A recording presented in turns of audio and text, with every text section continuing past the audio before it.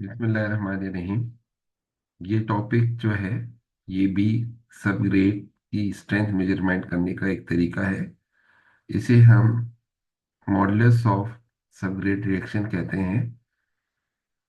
और ये जो है एक फील्ड टेस्ट है। और ज़्यादा जो मेन इनपुट है वो रिजिड पेवमेंट डिज़ाइन पे एज ए मेन इनपुट इस्तेमाल होता है। यानी कि अगर आप रिजिड पेमेंट इस्तेमाल करना चाहते हैं तो उसमें जो इनपुट मांगा जाता है वो modulus of coverage subgrade reaction, और जिसे हम के भी कहते हैं। देखिए इसका क्या है तरीका कि ये इसको डिफाइन किया जाए कि ये अप्लाइड स्ट्रक्चर लोड है जो कि कितना सेटलमेंट करेगा। दूसरे मायनों में आप ये समझिए कि एक रिजल्टिंग सेटलमेंट है 0.125 mm, या आप ये समझिए आधे इंच की जो सेटलमेंट, एक उतना लोड जो एक आधे इंच की सेटलमेंट या 0.125 mm की सेटलमेंट कर दे किसी भी स्ट्रक्चर पे, वो सॉइल पे। तो वो लोड जो 0.125 mm की सेटलमेंट कर देगा उसे, तो वो लोड कहलाता है, अब जो है वो कहलाता है प्लेट सब मॉडुलस ऑफ सबग्रेड रिएक्शन। इसका जो यूनिट है वो प्लेट के एरिया जो भी लगाते हैं, स्क्वायर इंच पर इंच, या कोई भी area divided by the unit settlement. अच्छा जी। इसके जो अप्रेटिस है उसमें जो मेन इसकी प्लेट है, वो एक स्टील प्लेट जो 75 सेंटीमीटर है, और वो 0.5 से लेके 2.5 सेंटीमीटर की थिकनेस होती है। और ये जो इस प्लेट के ऊपर भी हम कुछ प्लेट्स रखते हैं जो एक स्ट्रेंथिन करती है उस बड़ी वाली प्लेट को, जिसका डाया 60, 45, 30 और 22.5 सेंटीमीटर होता है। इसके अलावा इसमें एक फ्रेम है, रिएक्शन फ्रेम है, और एक हाइड्रोलिक जैक है। तो ये रिएक्शन फ्रेम को हम किसी भी लोड से अटैच कर सकते हैं ताकि हमें एक reaction load on the plate मिल सके। ये इसका टेस्ट सेटअप है। लेफ्ट हैंड पे आप डायग्राम दी हुई है, राइट हैंड साइड पे इसकी इलिस्ट्रेशन दी हुई है। अच्छा, आप ये देखें कि ये रिएक्शन फ्रेम है इसकी, ये हाइड्रोलिक जैक है, उसके नीचे 12 इंच की प्लेट है, फिर 18, फिर 24 भी है, 30 इंच है, जिसे हम 7.5 सेंटीमीटर की बात कर रहे थे। अच्छा, इसके साथ इसकी प्लेट के जो है वो रिएक्शन के तौर पे हम 3 डायल गेज इस प्लेट पे लगाते हैं जो इसकी सेटलमेंट को मेजरमेंट करते हैं। और इसका जो है वो लोड जो है वो हम इस जगह से मेजर करते हैं। ये राइट हैंड साइड पे आप इसका सेटअप देख सकते हैं। इसके एडवांटेज क्या है कि सपोर्टिंग पावर सब रेट को मेजर करती है, फील्ड टेस्ट है, और फ्लेक्सिबल और रिजिड पेमेंट दोनों के लिए ज़्यादा इस्तेमाल होता है। और ये आप ये समझिए कि ये एक मिनिएचर मॉडल है पाइल लोड टेस्टिंग का, जहां आपने देखा होगा कि बहुत सारी बोरियां जो है वो पाइल्स पे रखी जाती है और उसकी कैपेसिटी को चेक किया जाता है। और ये प्लेट लोड टेस्ट भी इसी किस्म की मेजरमेंट है। अच्छा, अब हम ये देख सकते हैं कि असल में हमें गड्ढा कर तो जरूर करना पड़ेगा। ये हमने आपसे कहा था कि सॉइल कभी भी हम टॉप पे मेजरमेंट नहीं करते, एक एक्सकेवेशन करते हैं। और आमतौर पे ये जो पिट होती है वो 1 मीटर बाय 1 मीटर स्क्वायर की पिट होती है, और 1 मीटर डेप्थ होती है, जहां हमने कहा था कि हम एक्सपेक्ट कर रहे थे अपनी पेवमेंट को का पहला स्ट्रक्चर जब पहली लेयर आएगी। तो अब ये आप देख सकते हैं कि ये एक डायल गेज लगे हुए हैं, ये प्लेट्स हैं जो हमने बताया स्टिफनर्स प्लेट्स हैं। और और उसकी पेरिफ्री पे आप ये समझे कि 120 डिग्री पे आपने हर एक डायल गेज लगाया है, उसकी एवरेज लेते हैं सेटलमेंट। ये आपके पास आपने ये ब्लॉक्स रख दिए, ये सपोर्ट्स रख दिए, और ये फिर आपने ये लगा दिए। और उसके बाद आपने क्या किया कि यहाँ पे एक ये जैक लगाया। जैक के साथ आपने एक डायल गेज लगा दिया, जिसमें प्रोबिंग रिंग कहते हैं। और प्रोबिंग के नीचे आपने बॉल जॉइंट्स लगाने के बाद इसमें एक लोड रिएक्शन फ्रेम दिया, यानी कि लोड आप इधर से अप्लाई करेंगे। जब जितना आप वहां लोड बढ़ाएंगे ये उतनी मेजरमेंट देगा। और उस मेजरमेंट उस ये अप्लाइड लोड से आपकी जो सेटलमेंट्स आएंगी वो ये डायल गेजेस रिकॉर्ड करेंगे। और फिर आप इसकी कैलकुलेशन करेंगे। आप प्लान में भी देख सकते हैं कि आपको ये आपका ये ऊपर वाला लोड फ्रेम है, और उसके बाद नीचे आप देखते हैं कि डायल सपोर्ट गेजेस लगाए हुए हैं, और ये लोड रिएक्शन फ्रेम है जो आपको ये वाला नजर आ रहा है। डॉटेड में आपको ये छोटी वाली प्लेट्स भी नजर आ रही ये ये वो एक ट्रेंच है जहाँ ये लोड किया जा रहा है, और इसको अगेन आप देख सकते हैं वजाहत के साथ कि ये किस तरह लोड टेस्ट मेजर किया जाता है, ये कैसे मॉडल। ये इसका एक और व्यू है, वो प्लेन था और ये एलिवेशन व्यू में आप देख सकते हैं। अच्छा, ये लोड रिकॉर्डिंग फॉर्म है जिसमें आप सॉइल टाइप करते हैं, इसमें मॉइस्चर कंटेंट निचोड़ करते हैं। ऐसे करते हैं, जब घटक होते हैं ना तो सॉइल टाइप हम उसकी वैसे क्लासिफाइड कर लेते हैं। उस गड्ढे में से सॉइल उठा के ले जाते हैं, और उसको आप जो है वो माइक्रो ओवन में रख देते हैं, और वहाँ पे जो है 24 घंटे के बाद उसकी मॉइस्चर कंटेंट जो है वो देख लेते हैं। आपको पता है कि किस तरह से एक मॉइस्चर एक वाटर एक एक उसको वेट लेते हैं सॉइल का, और एक वाइट जो है वो हम जो है उसको लेबोरेटरी में हम टेस्ट करके देख लेते हैं कि ओवन डाइट वेट ले ले। प्लेट डायमीटर क्या है और एरिया ऑफ प्लेट क्या है, ऑब्वियसली पाई आर स्क्वायर। और ये क्योंकि हम लोड प्रूविंग रिंग इस्तेमाल कर रहे थे, यहाँ लोड सेल भी इस्तेमाल होता होगा आजकल, लेकिन ये तो एक प्रूविंग रिंग वाला तो वहाँ पे फिर हमें हमें एक कैलिब्रेशन फैक्टर चाहता है कि जो हम वैल्यूज लेंगे एक्चुअली वो मिलीमीटर्स में आ रही होती हैं, उसको फिर आपने एक फैक्टर लगाना है। ये फॉर्म है कि आप क्या करते हैं कि सेटलमेंट अप्रोक्सीमेटेड सेटलमेंट के लिए कितना लोड हमें रिक्वायर्ड है। हम 0 mm की सेटलमेंट 0.25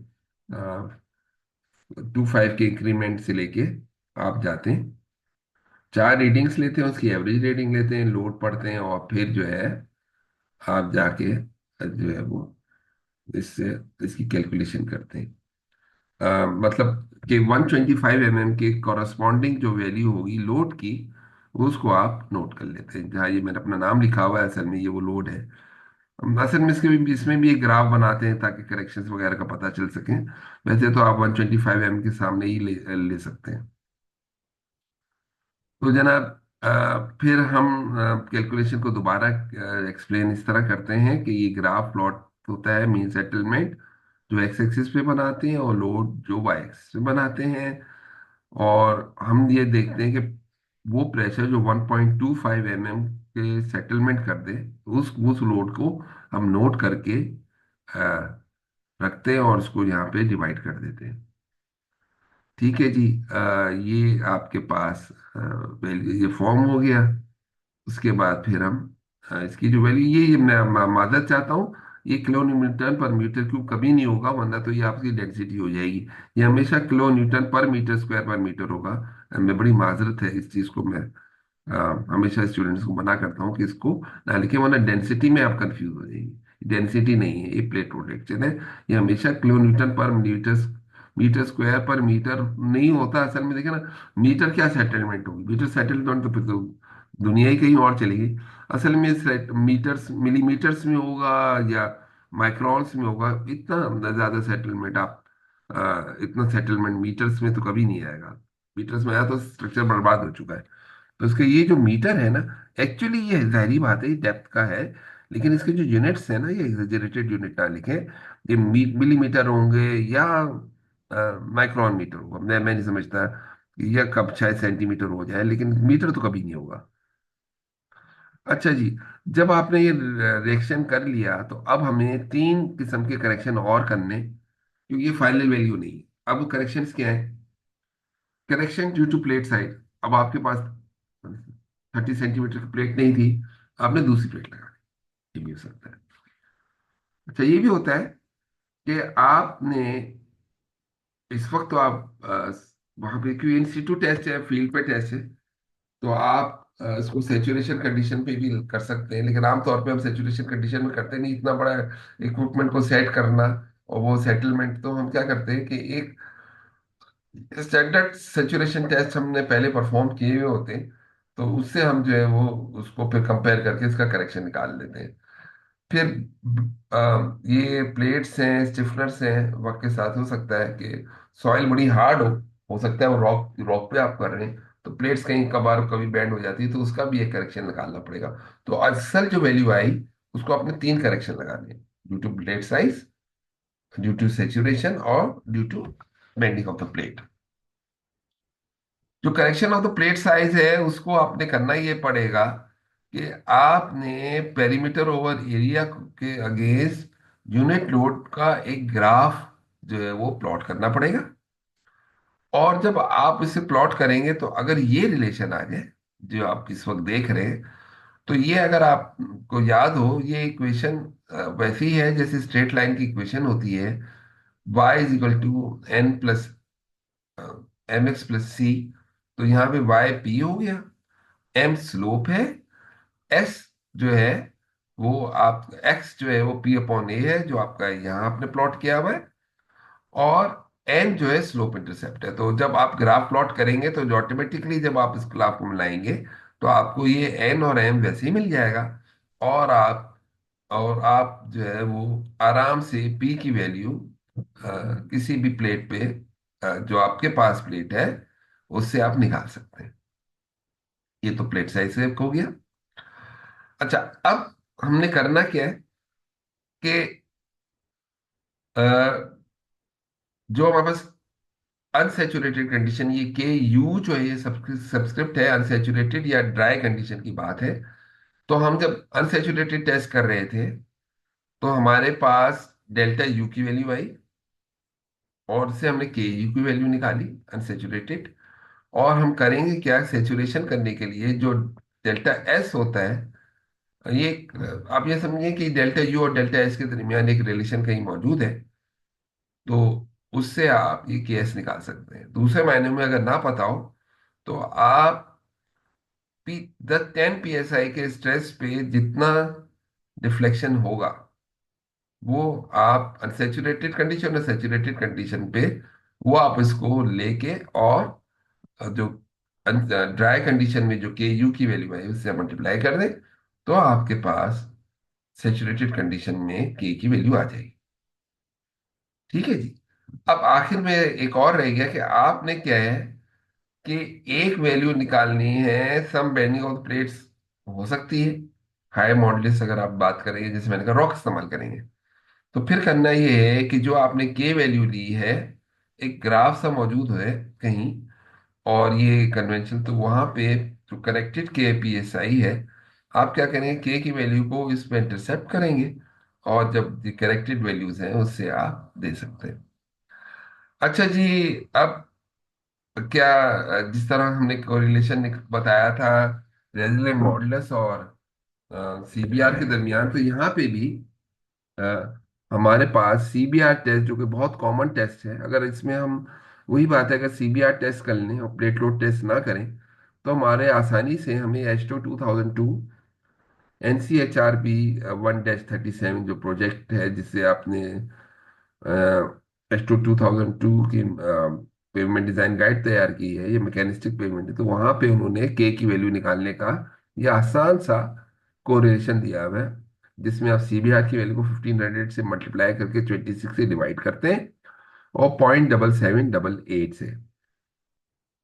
इसके अलावा एक और चार्ट है, ये चार्ट आप लोगों के लिए नया नहीं है अब तक। ये वो चार्ट है,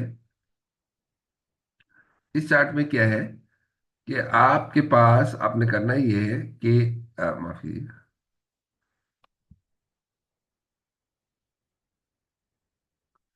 ये एक ये चार्ट हमने पहले भी आपसे डिस्कस कर चुके हैं। आपने ये करना है कि जो सीबीआर की वैल्यू है उस पर एक परपेंडिकुलर लगाएं, और ये वाली मॉडुलस ऑफ सबग्रेड रिएक्शन, ठीक है ना, पीएसआई पर इंच दिया हुआ है, आप पढ़ लें। तो अगर मेरा सीबीआर से 5 है तो उसकी इक्विवेलेंट वैल्यू अराउंड 145 होगी। मैं इस तरीके से पढ़ता हूँ, देखिए 100 और 150 के दरमियान ये 125 है, तो 125 से तो यकीनन ज्यादा है। और 125 और 150 के दरमियान 137.5 इधर कहीं सेंटर में आएगा, तो यकीनन ये 140 के करीब इसकी वैल्यू। तो अब इसका जो एक ये टिपिकल डेटा फॉर्म है, जो इंशाल्लाह हम नेक्स्ट क्लास में अपनी नेक्स्ट वीडियो में डिस्कस करेंगे। तो अब तक के लिए इतना ही। जजाकल्ला खैर।